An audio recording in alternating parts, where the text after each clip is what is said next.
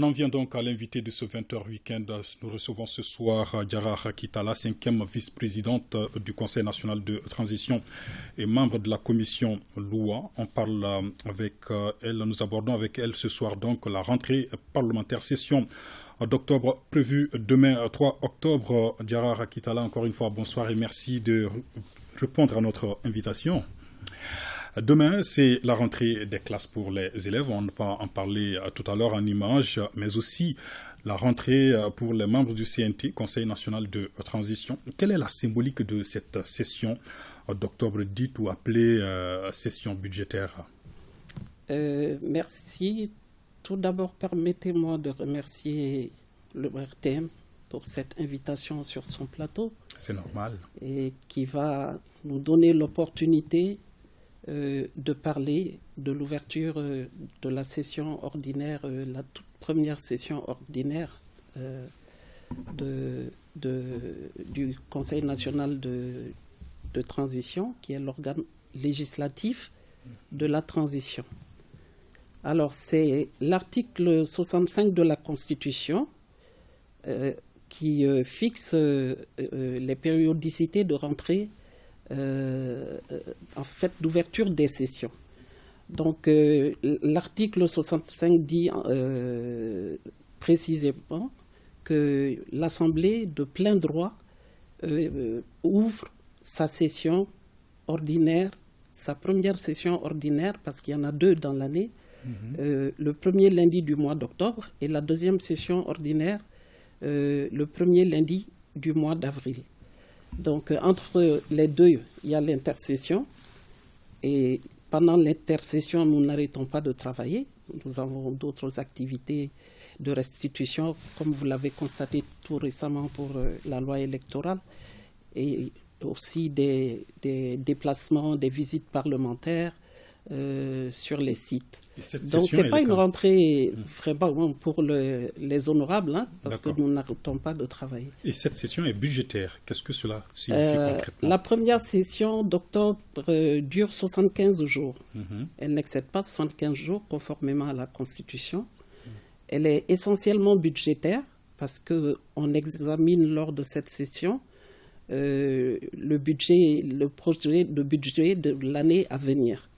Plus spécifiquement, cette année, nous allons examiner le projet rectificatif du budget de 2022, puisque ça n'a pas été fait au mois de juin, pour pouvoir boucler l'exercice budgétaire de 2022.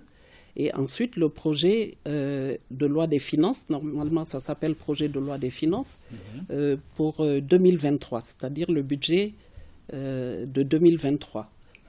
Pour l'État. Et quels sont les défis de cette session qui va s'ouvrir demain? Cette session qui va s'ouvrir demain, les principaux défis sont tout d'abord les projets de loi sensibles que nous allons examiner. Nous aurons certainement plusieurs projets de loi. La dernière fois, à la dernière session, nous avons dépassé la trentaine de projets de loi. Pour une session, c'est une première pour l'histoire de l'Assemblée du Mali. Et nous aurons certainement le code pénal qui a été adopté en Conseil des ministres.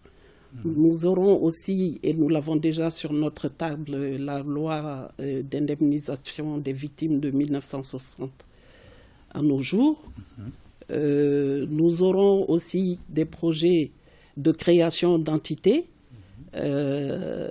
Tout récemment, le gouvernement a adopté un projet de création d'une entité, d'une structure qui va s'occuper de l'exploitation des études et de l'exploitation minérale. Donc, autant de projets de textes qui sont les uns aussi importants que les autres. Mais le projet de budget 2023 constitue le gros du travail, puisque techniquement, ça demande beaucoup plus de concertation, beaucoup plus d'écoute au niveau de l'ensemble des commissions. Et c'est l'ensemble des départements ministériels qui seront écoutés, plus les services centraux, bien sûr. L'invité d'honneur de cette session est le président du CNT de la Guinée. Pourquoi ce choix? Je pense que cette question n'est plus à poser au Mali. Pourquoi la Guinée? Nous partageons avec la République sœur de Guinée des relations dans tous les domaines. Et permettez-moi tout d'abord de saluer l'honneur que le président Mamadi Doumbia nous a fait de participer à notre fête d'indépendance le 22 septembre dernier, mais aussi la présence d'une forte délégation du gouvernement et du CNT, plus précisément le président du Conseil national de transition, pour aujourd'hui même, pour la célébration de l'indépendance de la Guinée. Commémoration plutôt. Donc, oui, parce que vous savez, au niveau du CNT, notre président, le colonel Malick Diaw, a privilégié la diplomatie parlementaire. Et ce qui fait que nous sommes en contact avec beaucoup de pays, mais plus spécifiquement avec la Guinée, avec laquelle nous avons une situation quasi similaire à gérer et avec laquelle nous avons travaillé à la mise en place de leur Conseil national de transition. Et nous-mêmes, nous avions été invités à l'installation du Conseil national de transition de Guinée.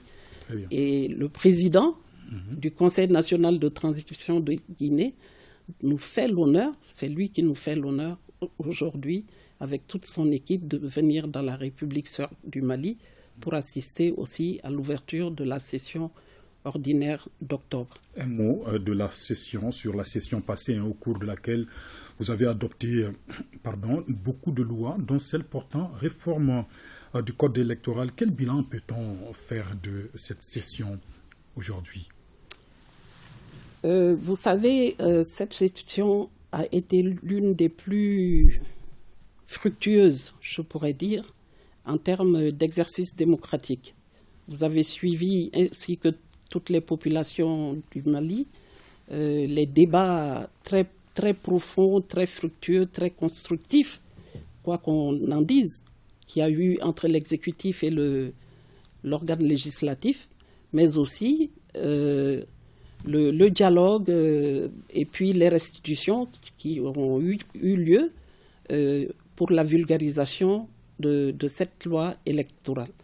Et tout cela pour respecter le principe de redevabilité, parce que nous sommes dans une démocratie, nous sommes encore dans une république, quoi qu'on en dise. Et les activités, comme je vous l'ai dit, nous avons eu à adopter plus d'une trentaine de projets de loi, mais le projet qui a le plus marqué, effectivement, c'est le projet portant code électoral, loi électorale en République du Mali.